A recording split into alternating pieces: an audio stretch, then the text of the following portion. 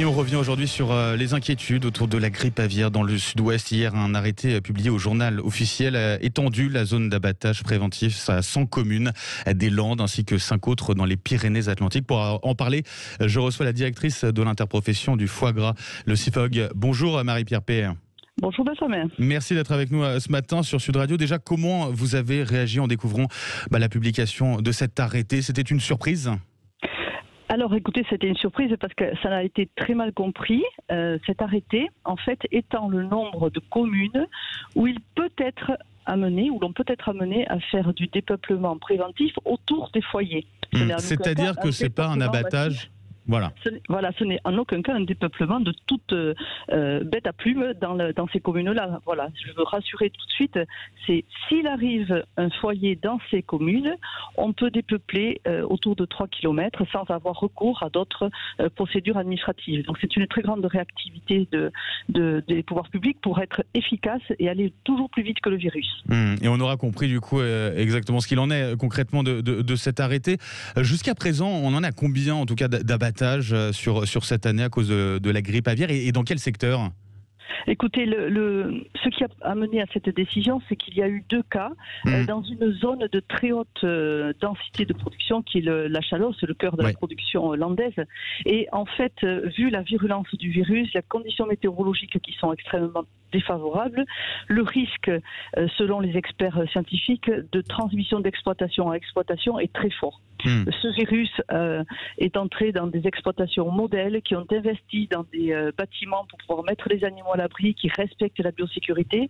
Donc c'est ça qui a été un petit peu inquiétant et qui a fait évoluer la stratégie de lutte. C'est-à-dire, l'évolution, c'est que quand il y a un foyer, on dépeuple le foyer et on dépeuple dans les 3 km autour pour couper cette chaîne de transmission du virus qui se fait par des éléments extérieurs que là, on ne maîtrise pas. Voilà. Oui, mais alors vous parlez notamment, alors c'est vrai que par exemple, la tempête Bella a favorisé peut-être d'une certaine façon justement la circulation de cette grippe aviaire.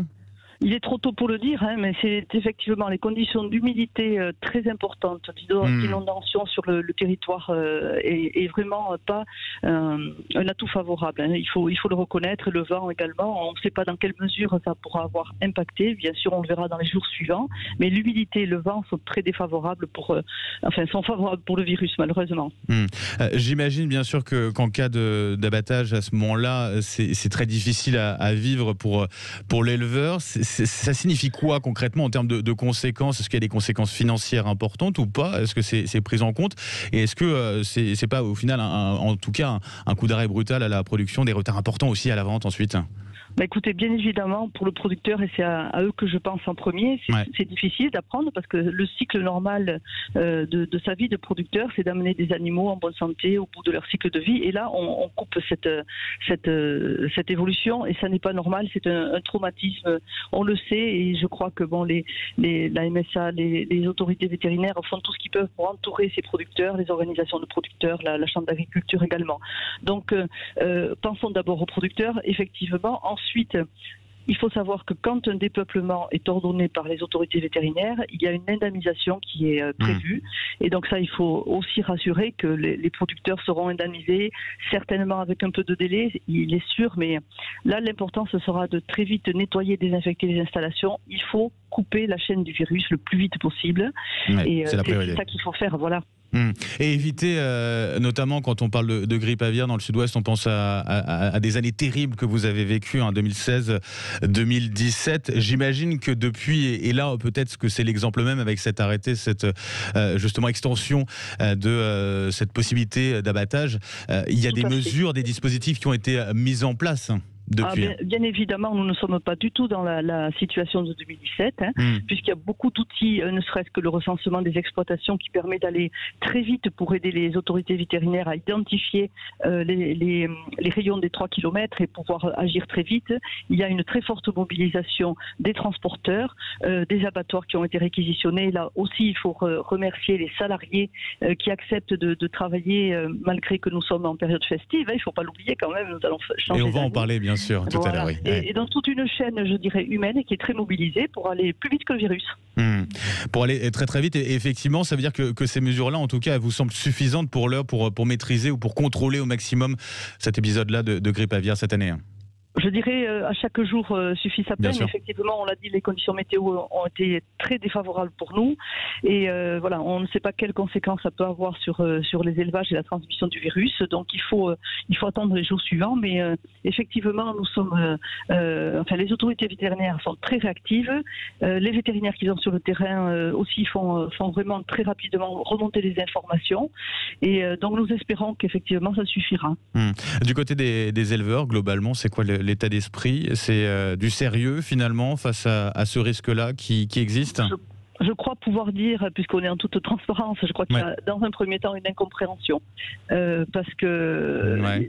Mais une fois qu'on a écouté les vétérinaires spécialistes qui expliquent les risques extrêmement importants du fait de la densité de petites exploitations familiales, dont on sait pour chacune que c'est très important cette activité de production, mais le fait qu'il y a une très forte densité, le risque de transmission n'est pas du tout le même qu'au départ, dans les premiers cas qui ont été réglés, qui n'ont pas généré de propagation parce que la biosécurité a été respectée et tout le process s'est bien déroulé parce qu'on a beaucoup évolué en termes de biosécurité, les transports sont beaucoup plus sécurisés, etc.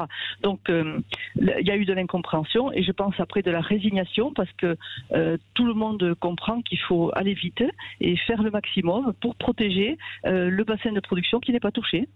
Bien sûr. Marie-Pierre Pey, vous en avez parlé il y a quelques secondes, mais c'est vrai que le foie gras aussi, c'est la période des fêtes. C'est un plaisir. Voilà, c'est un plaisir aussi, bien sûr, qu'on s'offre et qu'on se permet pendant ces fêtes de fin d'année. On en a bien besoin encore plus cette année que les autres. Comment ça s'est passé justement jusqu'à présent, ces fêtes? Ça s'est plutôt bien passé au niveau des ventes? Écoutez, ce que j'entends autour de moi, effectivement, c'est qu'effectivement, les ventes ont été là. Les consommateurs, les Français sont vraiment attachés à ce produit qui est le symbole des fêtes de fin d'année, de la fête de Noël en particulier. Il y a de nouvelles présentations, des nouvelles recettes qui sont proposées. Alors moi, ce que je propose, c'est que pour le Nouvel An, essayez une recette différente de Noël et vous verrez, c'est un éblouissement de toute façon. Et ben voilà, on va essayer en tout cas. Merci beaucoup Marie-Pierre Pey, je rappelle directrice de l'interprofession du foie gras, le CIFOC. Je vous souhaite bien sûr de belles fêtes quand même de fin d'année et puis à bientôt. Merci. Merci à vous. 7h13, bien sûr, on pense à tous ces éleveurs de la filière foie gras, en espérant bien sûr que, comme on l'entendait à l'instant, que ça soit contrôlé et qu'on ne revive pas les années sombres qu'on a vécues en 2016 et en 2017. Mais on l'a entendu, beaucoup de choses ont été faites, en tout cas depuis. Allez, le grand matin, bon réveil à tous. Déjà, dans un instant, le rappel des titres. Sud Radio vous donne ensuite la parole à vous qui continuez de travailler pendant les fêtes. On ira cette fois-ci en Lozère à la rencontre